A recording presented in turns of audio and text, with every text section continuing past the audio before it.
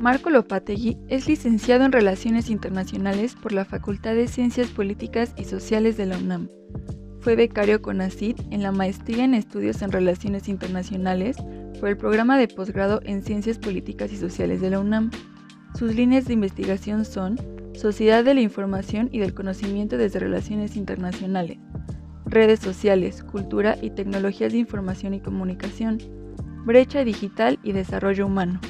Se ha desempeñado como secretario técnico y secretario académico del Centro de Relaciones Internacionales de la Facultad de Ciencias Políticas y Sociales de la UNAM. Es subdirector de la Gaceta Políticas y productor del programa radiofónico Tiempo de Análisis. Es miembro de la Asociación Mexicana de Estudios Internacionales y secretario de Investigación en Estudios Prospectivos de la Fundación por la Socialdemocracia de las Américas, AC. Colabora con la Secretaría de Relaciones Exteriores como experto en el área de Relaciones Internacionales para la evaluación de candidatos a becas de posgrado de la OEA, Japón, España y Francia. Hola, espero que estés muy bien de salud, al igual que tus seres queridos, tus familiares y tus amigos. ¿Qué tiempos tan difíciles nos ha tocado vivir, no? Este es un momento de la historia de la humanidad lleno de paradojas. Por una parte, vivimos en un marco tecnológico hiperdesarrollado, donde podemos observar que como resultado de la cuarta revolución industrial, nuestras posibilidades y habilidades han sido potenciadas de una manera nunca antes imaginada. Y por el otro, enfrentamos una serie de amenazas que son propias del desarrollo biológico de las especies y de los seres vivos, pero también vemos cómo se van tejiendo, articulando espacios y nuevas dimensiones como el ciberespacio. ¿Quién iba a pensar que en un contexto de pandemia, de riesgo e incertidumbre, las tecnologías del alma iban a cobrar cada vez más importancia? Acompáñame, yo soy Marco Lopategui y en esta cápsula hablaremos sobre la cuarta revolución industrial y las tecnologías del alma. ¿Qué es la tecnología? Muy bien, generalmente cuando hablamos de tecnología nos imaginamos un smartphone, nos imaginamos un iPad, nos imaginamos las hélices de un generador de energía eólica, cuestiones relativas a realidad aumentada, a la impresión 3D o a los automóviles autónomos que últimamente están sonando mucho, ¿no? Cada momento histórico ha tenido un marco tecnológico sobre el cual se han montado las narrativas políticas y sociales. Un ejemplo de esto son las generaciones y las distintas denominaciones que han tenido a lo largo de la historia. Por ejemplo, por ahí de 1928 y 1945 hablamos de la generación del silencio, después vienen los baby boomers que podrían ser tus abuelos o mis papás. Hablamos de la generación X, de la generación Y, de los millennials y bueno, finalmente de la generación Z, para algunos considerados como los centennials o la generación K. Pero cada uno de estos grupos demográficos, divididos por cohortes históricos, han ido de la mano, han ido acompañados de artilugios sociotécnicos, máquinas, invenciones, innovaciones y formas de hacer las cosas que han distinguido a una generación de otra por la forma no solo cómo hacen las cosas, sino su vida material y sus referentes culturales. Por ejemplo, hubo para quienes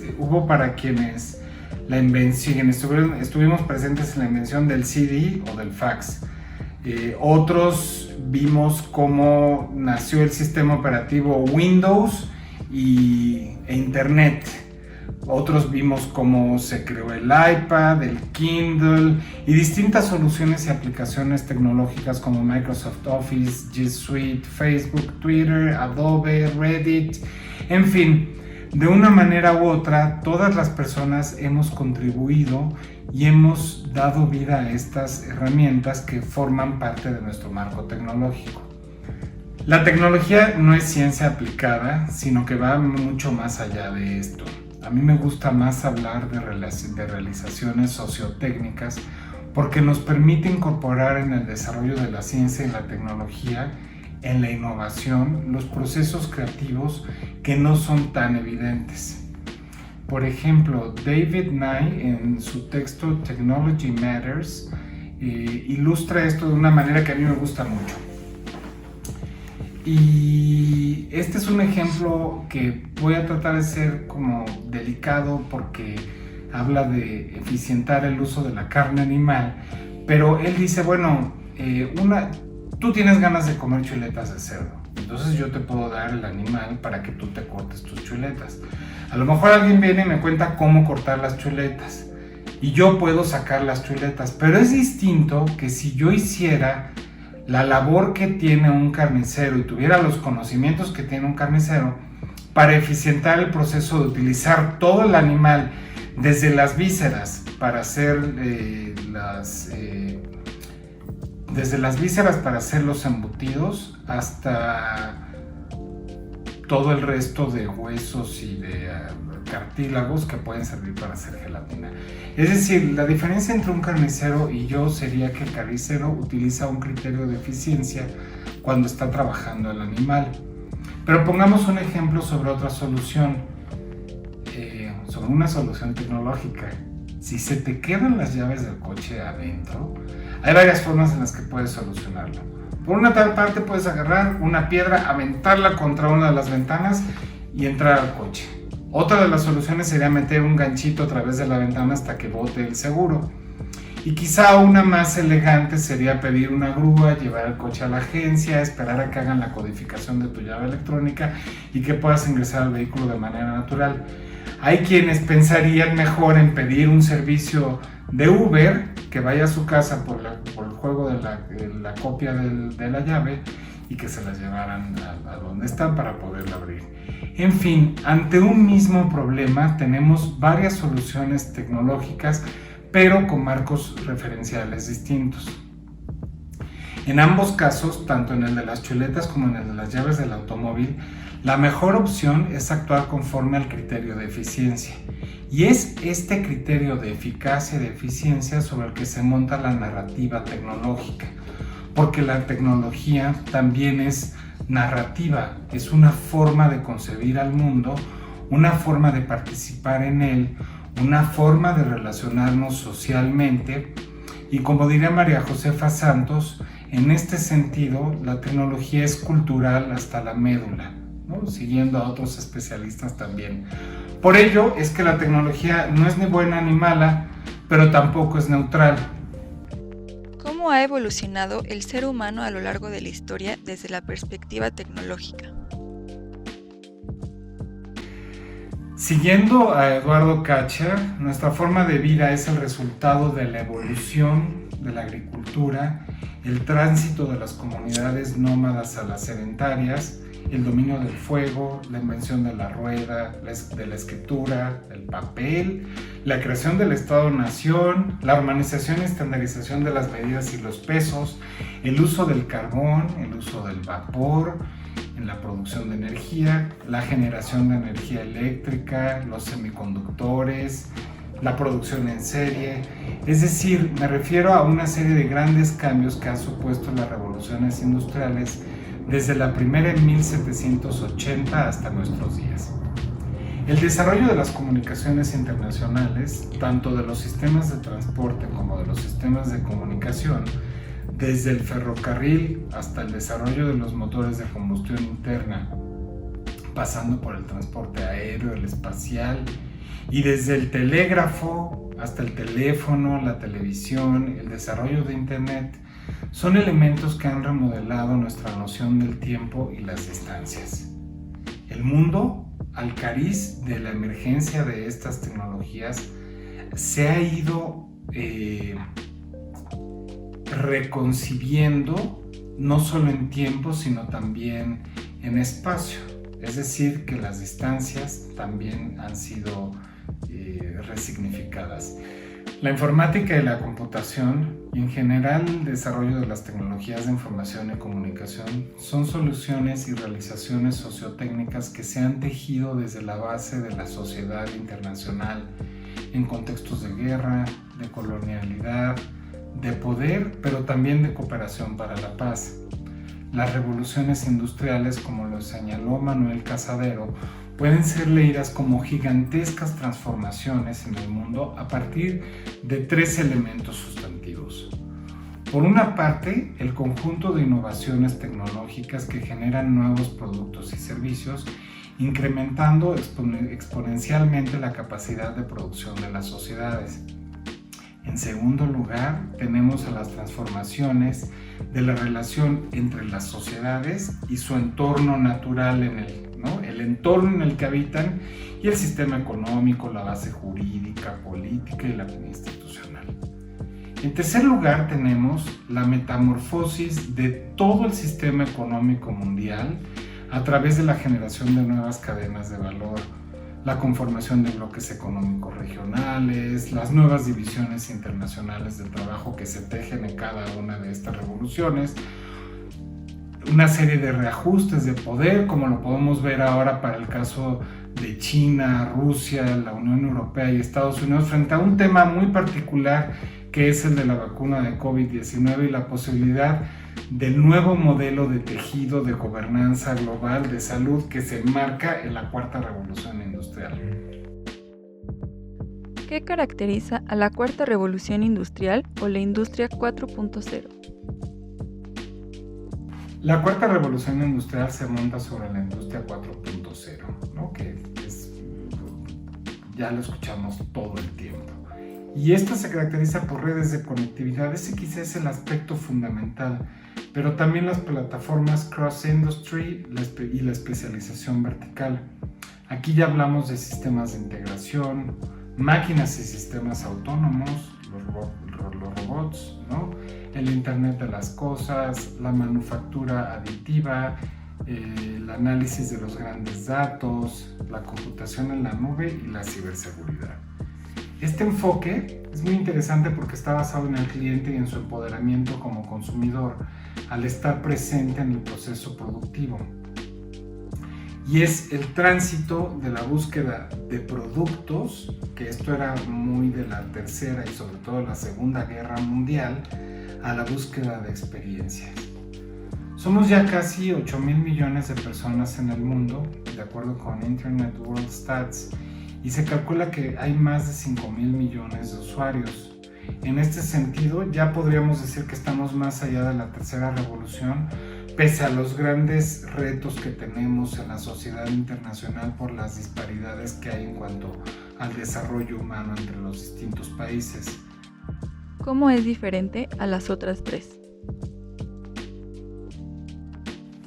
Pues bien, recordemos que la primera revolución industrial descansa sobre la base del carbón y la energía de vapor, pero también sobre el liberalismo económico, la Revolución Francesa, la estadounidense, el descubrimiento de Urano, el primer globo aerostático tripulado, la Declaración de los Derechos del Hombre y del Ciudadano, la gran rebelión de Túpac Amaru, entre muchas otras fenómenos de la política internacional. Y el ícono de esta revolución industrial, de la primera, podría decirse que es la máquina de vapor, ¿no? El desarrollo de los caminos, de las carreteras, el barco de vapor. Por otro lado, la segunda revolución industrial la situamos a mediados del siglo XIX hasta el inicio de la Primera Guerra Mundial. Vemos el uso de nuevos elementos químicos en los procesos productivos y extractivos como el zinc, el acero, el aluminio, el níquel, el manganeso, el cobre, para la energía eléctrica sobre todo, la nitroglicerina para los explosivos, los fertilizantes y el uso del cemento en las construcciones asociadas a la explosión demográfica, la emergencia de Alemania, Japón y Estados Unidos como pilares de la Gran Revolución, y el desarrollo de la industria moderna del petróleo, pero sobre todo la conformación de grupos sociales diferenciados o clases y espacios políticos de participación ciudadana que participarían posteriormente en las grandes revoluciones sociales del siglo XX. El Fordismo y las líneas de montaje son la clave en esta revolución.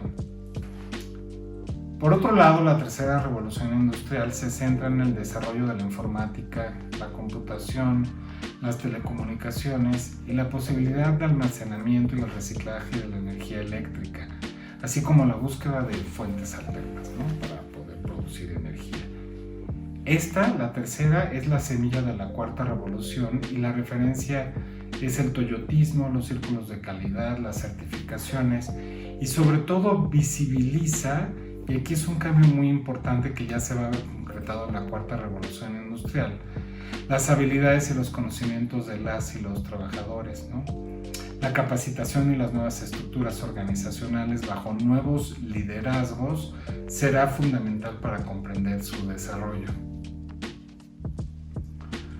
Muy bien, en el marco de estas revoluciones, lo que quisiéramos acotar es que tratamos de ver a las tecnologías no como un elemento que determine el desarrollo de las sociedades, pero tampoco hay que dejar de vista que sí lo condiciona. Es decir, la tecnología es un catalizador social, político, ¿no? Pero también es la expresión de la condición de las sociedades y de sus relaciones sociales para la producción. En ese sentido, no es ni buena ni mala, pero tampoco neutral. Y es el resultado de una serie de dinámicas complejas, de interacciones sociales, donde distintas redes de actores participan en los procesos de innovación.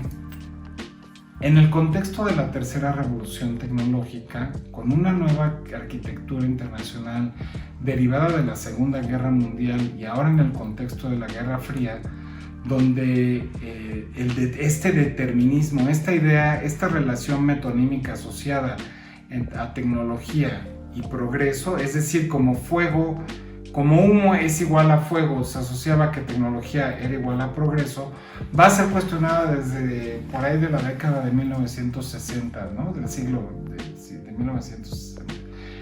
Y este cuestionamiento en 1960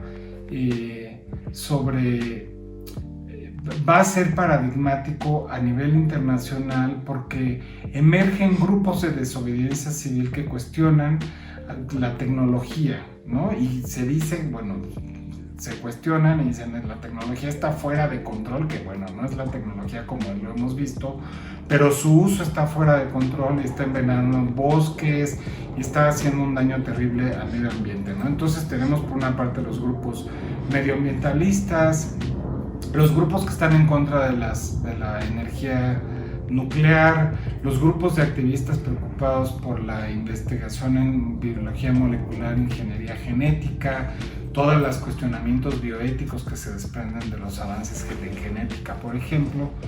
Y bueno, pues se impulsan los debates sobre cuál es el papel del Estado frente a la regulación y a la producción de estos bienes tecnológicos. Este siglo es muy interesante porque también vemos cómo el movimiento de las mujeres, el feminismo cobra importancia. Por otro lado tenemos el movimiento hippie y toda la gente que se pronuncia en contra de la guerra. Particularmente un caso paradigmático es la guerra de Vietnam, o sea, un referente fundamental. Y también tenemos por otro lado a minorías étnicas que pugnan por sus derechos, minorías sexuales y en fin, en este proceso efervescente de cambio en la sociedad internacional donde hay movimientos que tienen distintas expresiones pero con un objetivo muy claro como el estudiantil en 1968, llegan a Occidente una serie de maestros que van a hablar o vienen a compartir las enseñanzas sobre yoga, y yoga visto como una tecnología para el alma. ¿Cuáles son las tecnologías o industrias de esta cuarta revolución mercantil? Y bueno, lo que destaca la revolución actual, la cuarta revolución industrial, es el aprendizaje en red, los continuos cambios tecnológicos y organizacionales que llevan a espacios de aprendizaje híbridos, ambiguos y contingentes, y esto es algo que podemos ver de manera muy clara ahora en un contexto de pandemia y de emergencia sanitaria global. Nuevas posiciones, profesiones, normas sociales y culturales, incluso hablamos de de etiqueta para la red, en fin, ¿no? El talento se observa más como el capital y representa el factor crítico para la producción y el cambio de referencias, ¿no? Y entonces ahora toda esta idea de yo soy mi marca. Y bueno, una nueva forma de vinculación tecnológica, ¿no? Hay una precariedad y dualización. Por una parte hay empleados nómadas de este sistema de ciencia, tecnología, ingenierías y matemáticas frente a camareras, cuidadoras, auxiliares y otra serie de empleadas y empleados que colaboran en distintas partes de las industrias tradicionales presentes desde las revoluciones anteriores, ¿no? Tenemos la cuestión de los automóviles con software intuitivo, las fábricas inteligentes conectadas a instalaciones de producción de sistemas ciberfísicos con redes de comunicación que permiten conectar a las cosas con identidad virtual propia. Vemos el uso de Internet de las cosas, ¿no? Y la comunicación entre máquina, humano o humano a partir de esta nueva tecnología. Ya también tenemos una posibilidad muy desarrollada de poder predecir fallas y adaptarnos en tiempo real a estas fallas en condiciones cambiantes, ¿no? Y pues nuevas referencias del papel protagónico que tomarán las máquinas que antes solo seguían pasivamente los comandos de los operadores. Y bueno, pues en esta nueva revolución industrial también vemos procesos distintos de individualización y nuevas formas de pertenecer a la comunidad.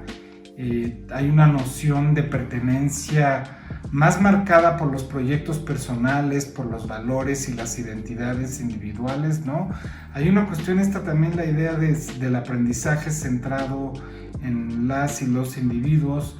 Hay instituciones ricas en líderes con alta inteligencia emocional, más creativas y equipadas para la disrupción. Y bueno, pues institucionalizar la colaboración interfuncional, aplanar las jerarquías y crear entornos que fomenten una generación de nuevas ideas, ¿no? La creatividad siempre por delante junto con la marca personal. ¿Qué son las tecnologías del alma?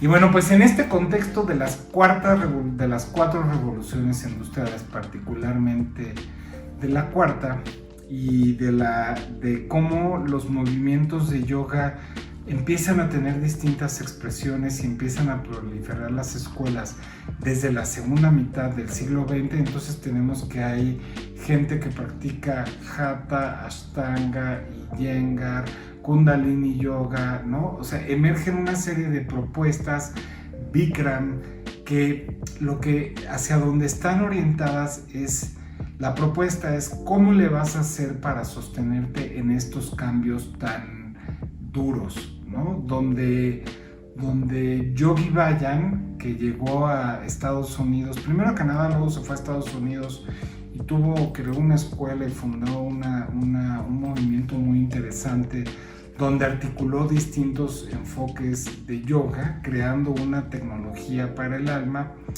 Yogi Bhajan llega a Occidente con una propuesta de una tecnología para el alma, una tecnología que incorpora los mudras, que son los gestos de las manos, los bandhas, que son los bloqueos energéticos en el cuello, aquí en el esternón y en la base de los órganos genitales, mudras, bandhas, el pranayama, que es la respiración, con técnicas de respiración, el enfoque o drishti, dependiendo el objetivo de la meditación o del kriya o set de ejercicios que estés practicando y hacia dónde quieres orientarlo, las asanas, que son las posturas de yoga, y los mantras, ¿no? Que te permiten somos vibración, somos más del 80% de agua, y los sonidos estimulan partes desde una manera física pero también sutil de nuestro ser. Estas tecnologías se perfilan que además es muy interesante porque se montan bajo la lógica del mercado, y en la cuarta revolución industrial